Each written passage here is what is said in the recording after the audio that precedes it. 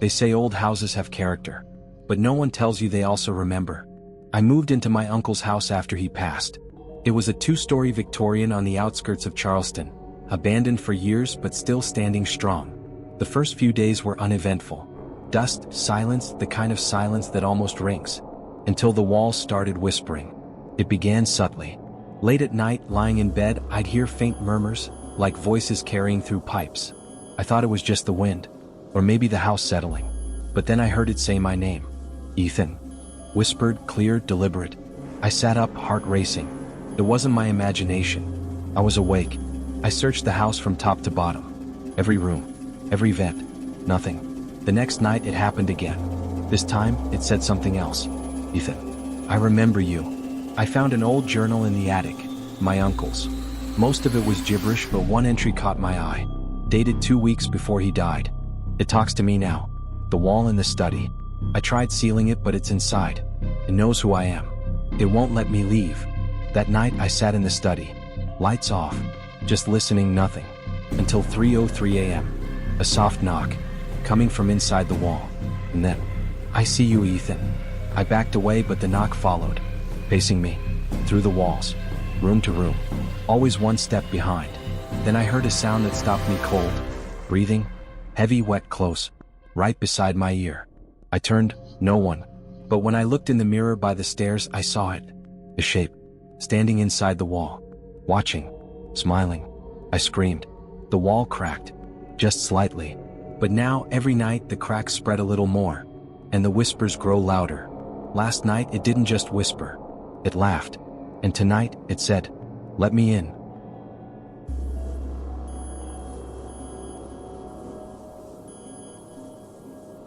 I didn't sleep. I couldn't. I sat in the living room with every light on, holding a fire poker like it would actually do something against whatever that was. But nothing happened. No whispers. No knocks. No breathing. Just silence. The kind that feels wrong. Like the house was waiting. At 4:12 a.m., every light flickered. Once, twice, then went out. Pitch black. I fumbled for my phone, turned on the flashlight, and saw the wall in the hallway. The crack had grown. Wide open. Like something had pushed through. And the wallpaper? It was torn from the inside out. Like claws had raked their way into my world. That's when I heard it again. But this time it wasn't a whisper. It was a voice. Clear deep behind me. You opened it. I turned, swinging the poker. But I hit nothing. Just empty air. And then I saw the footprints.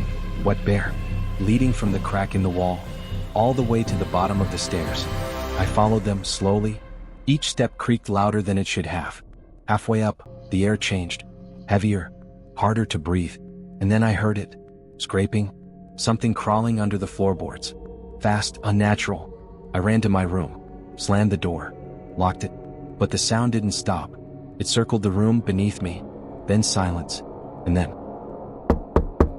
right under my bed. I didn't move. Didn't blink. Then a whisper. Look? I didn't want to, but I did. I leaned over the side. And staring back at me. 2 eyes. Wide, pale, smiling. I screamed. It crawled fast. Back under the floor, vanishing into the dark. And now I know. The house didn't just remember my uncle. It remembers me. It's been waiting. And tonight, the cracks are wider. The whispers are louder. And I think it's not going back inside.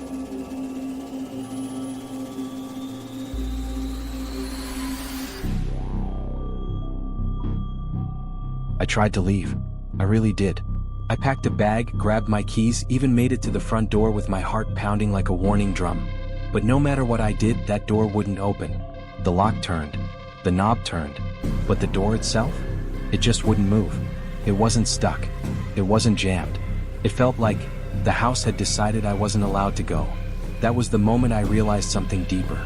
Something worse. I wasn't just being haunted. I was being kept. I ran to the windows, hoping to climb out if I had to, but when I yanked the curtains aside, I froze. Brick. Solid, unbroken red brick. Covering every window like the house had been swallowed by a wall. I checked every room. Same thing. It was like the house had sealed itself shut from the inside. Like it had buried me alive inside it. The footsteps came next. I heard them walking upstairs. Then downstairs. then inside the walls again. But they weren't cautious anymore. They weren't creeping or hiding. No, they were bold, heavy, confident. They wanted me to know I wasn't alone, that they were close, closer than ever. Around 2 in the morning, the wall started to bleed. Thick, dark liquid oozed from the crack in the study. At first I thought I was hallucinating, but it was real. It dripped slowly, deliberately, like the house was sweating blood. I leaned closer, and in the glossy surface of that liquid, I saw faces. Twisted, screaming faces. Some I didn't recognize.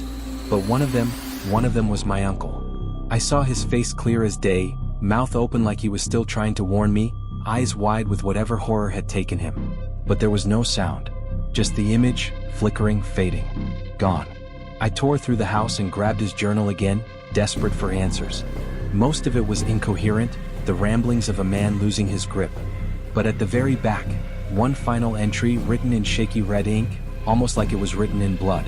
It said, "It watches through mirrors. It feeds through sound. Speak to it and it knows you. Fear it and it grows." That was the key. I had to stop reacting. I couldn't look at it, couldn't speak to it, couldn't fear it. So I did the only thing I could think to do. I turned off every light, sat in the middle of the living room, clenched my fists and closed my eyes. And I waited. The breathing started first. Slow, heavy, wet, right next to my ear. Then a voice. Deep, cold, inches from my face. "Why won't you look at me?" I didn't answer. I didn't move.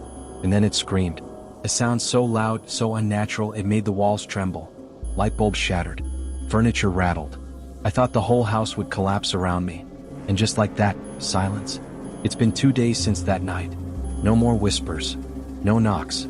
No blood. But the crack in the study wall? It's still there. And it's wider. I think it's waiting for me to break. To acknowledge it again. To give it a way back in. But I won't. Because if I do, I don't think it'll let me out a second time.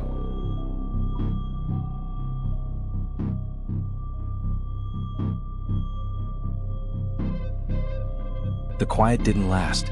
At first, it felt like a victory, 2 days of peace after weeks of dread. No sounds, no shadows, no voices slipping through the cracks in my sanity. For the first time since I got here, I thought maybe, just maybe, I'd found a way to beat it, to outlast it. But silence can be a trick. Silence can be louder than screaming. By the third night, I started noticing the changes. The air in the house felt heavier, thicker, like I was breathing through cotton. I'd walk into a room and suddenly forget why. I'd look at the clock and realize hours had passed. Time started folding in on itself, like the house was rewinding and fast-forwarding all at once. I felt watched, but not in the way I had before. It wasn't a pair of eyes anymore. It was the entire house. Every creak in the floorboards. Every subtle vibration in the walls. Every cold breath of air brushing the back of my neck. It was all the same presence. Still there. Still waiting. And then it started playing with sound. The first time I was in the kitchen. The tap turned on by itself. Just a slow drip. Nothing dramatic. But the sound didn't stop. It echoed through the whole house like water falling into a canyon. It felt like it was inside my skull. I covered my ears. It didn't help. Later that night, I heard my mother's voice. She's been dead for 6 years. "Ethan," she said. Just once. Soft. Like she was standing behind me, her hand about to rest on my shoulder. But I didn't turn around. Because I knew it wasn't her. That's what it does. It learns. It listens. It waits until you're tired enough to stop thinking, and then it slips in using the people you loved most. It started happening more often. My father. My old college roommate. Even a girl I dated in high school. I hadn't heard her voice in a decade, but there it was, whispering my name like we'd never stopped talking. It wants me to respond. It wants me to speak. Because the moment I do, I give it power. I give it space. The house is starving now. I can feel it. Last night, I walked past the study and saw something that chilled me deeper than anything else so far. There were handprints on the wall. Hundreds of them. Pressed into the plaster like something inside had been clawing to get out. Small hands. Large hands. Inhuman hands. Some looked burned into the surface. Others seemed to pulse slightly like the wall itself was breathing through them. I didn't get close. I didn't dare. But one of the prints was mine. That's when I realized something. I'm not just in the house. I'm part of it now. Maybe I always was.